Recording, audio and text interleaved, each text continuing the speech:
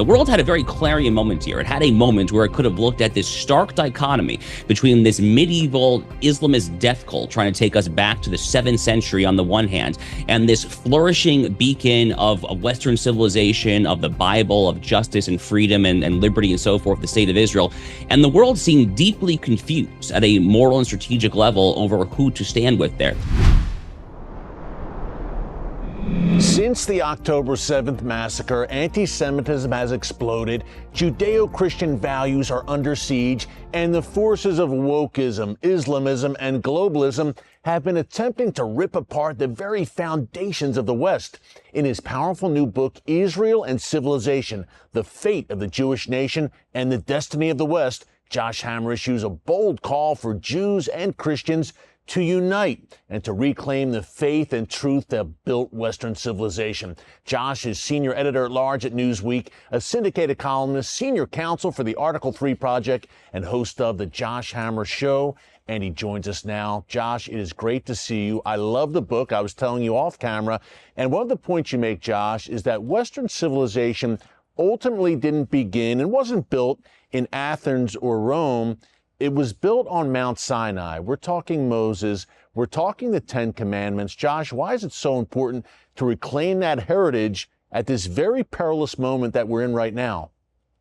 Well, we are at a crossroads right now, Eric. I mean, Western civilization, as it is often said, is at a crossroads. I think we face all three of those potentially subjugationist hegemonic threats that you just listed off there: jihadism, wokeism, and global neoliberalism. But when you're at a crossroads, I think it's important to define who you are. After all, unless you define who you actually are, then you're not going to be equipped to fight back against these very powerful enemy forces there. And there is a lot of misconception as to who and what we are in Western civilization. For instance, if you go to a lot of American universities today and you start off in the classics department, they will immediately just hop into Aristotle and Cicero and the Romans and the Greeks without talking about the Bible. Now, I harbor no particular animus or ill will towards Aristotle. On the contrary, I'm actually quite a bit of a fan. But to me, it just seems fairly obvious that today what we call Western civilization, as you pointed out, begins quite a bit further back than that.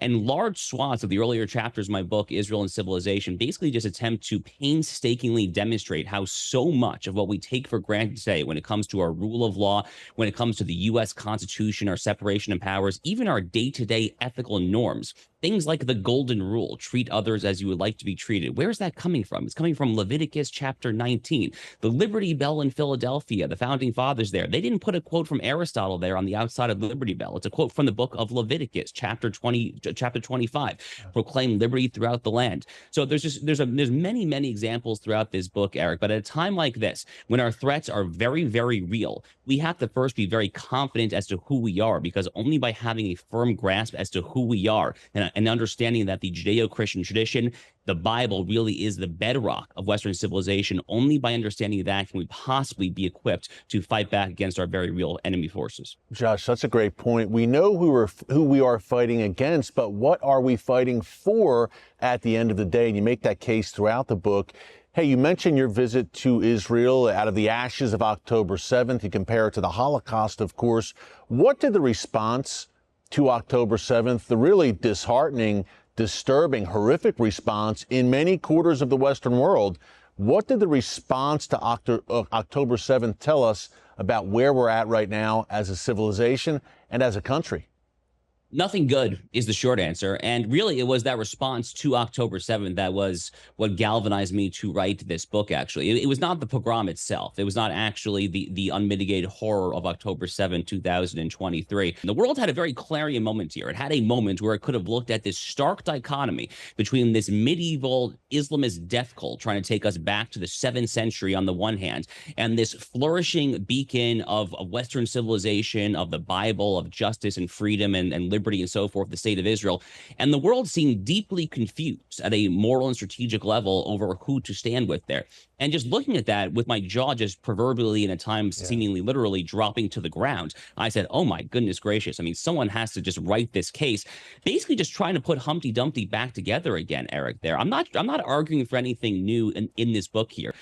we have just forgotten who we are, and we have forsaken in many ways. We've actively undermined actually who we are, who the founding fathers understood this country to be. These religious Christians, typically men who understood that without the Bible, without Scripture, there is no such thing as the United States there. So really, I'm really just trying to make us to it's a call to action. The book is a call to action for an ecumenical Jewish biblical Jewish Christian biblical restoration in this country there. And you know, praise be to God. Thank God the book has been selling very well so far. So it seems like that there's an appetite for this message. How are the fate of Israel and the Jewish people directly intertwined with the fate of Western civilization? As Israel goes, so goes the West. And I believe, Josh, that Israel is really the first line of defense for all of us for the West.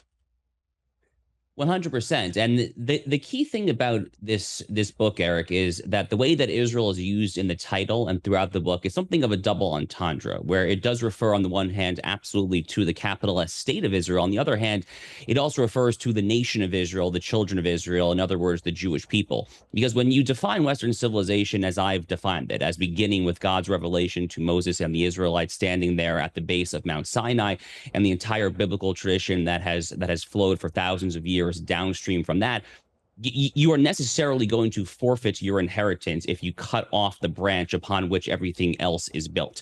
And if you look historically, Eric, it seems obvious to me that anti-Semites, when they go after the Jews, they never actually care to stop at the Jews. As it is often said, you start with the Saturday people, the Jews, and then you move on to the Sunday people, the Christians. Just to give one example of that, Karl Marx is actually a great example. So Karl Marx, a few years prior to his infamous Communist Manifesto, penned a deeply anti-Semitic tract known as on the Jewish question. He wrote this essay in the early 1940s there.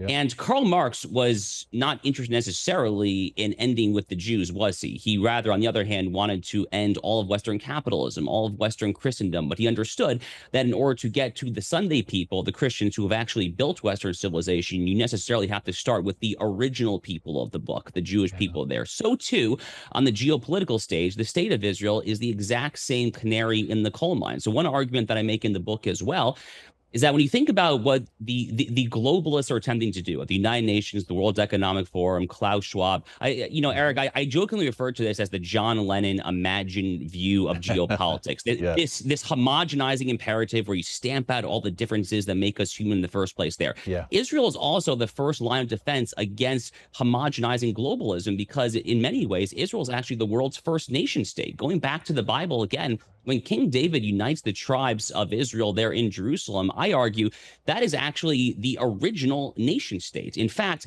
that was the nation state in antiquity, in contrast to the Roman Empire model of imperialism. So if you care about the nation state, which I think all Americans, all Westerners should, frankly, then by definition, you ought to care about a lot about the state of Israel from that respect as well. Yeah, Josh, so well said all around. Hey, a major civilizational threat right now, not only to Israel again, but to the West, is the prospect of a nuclear Iran. And Iran really the epicenter of global anti-Semitism in many ways. How important is it for the mullahs in Iran to be deprived of a nuclear weapon, not only for Israel, but for America as well?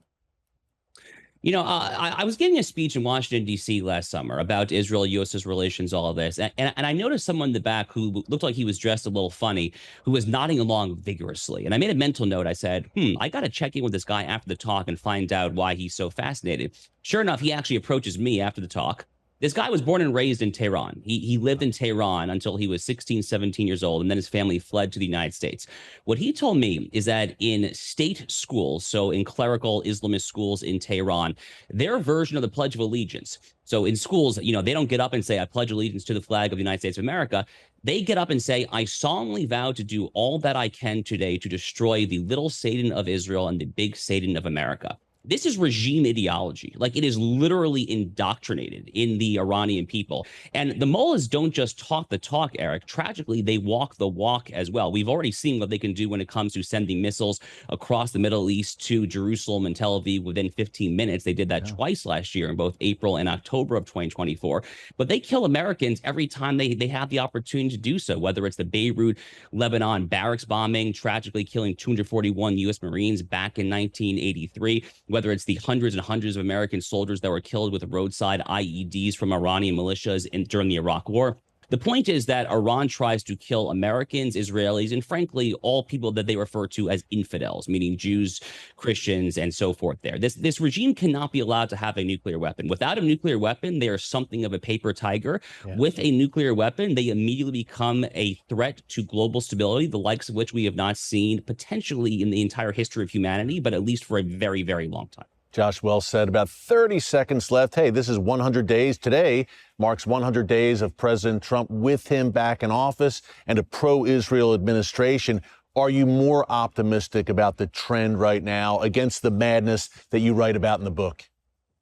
Oh, 100%. This is an extraordinarily pro-Israel administration. President Trump, Pete Hegseth, the Secretary of Defense, Marco Rubio, Secretary of State, Mike Huckabee, my goodness. I mean, I literally could not dream of a better pick for U.S. ambassador to Israel. I mean, this is basically the pro-Israel dream team right now. Having said that, Eric, I do have a caveat there, which is I am worried about a potential second Iran nuclear deal. I definitely worry about the details. The devil will be in the details. The administration seems to be very optimistic about a deal. We'll see what ultimately happens with Steve Witkoff and his negotiators. I would encourage them to be extraordinarily careful to make sure that there is no enriched uranium whatsoever. That has to be, I think, a deep, deep red line for American negotiators. Yeah, with Iran, don't trust, but verify, without a doubt. Josh, well said, folks. The book is called Israel and Civilization. It's a great one. You can pick it up wherever books are sold. Of course, follow Josh on X and across social media. Josh, great job. God bless, my friend. Keep up the great work. Stakelbeck Tonight, my all-new nightly series on current events through a bold biblical lens. Make sure you hit the subscribe button so you never miss an upload, and tap the bell icon so you're notified every time a new video is posted. And don't forget to share your thoughts, insights, and comments below. Thanks for watching, and God bless.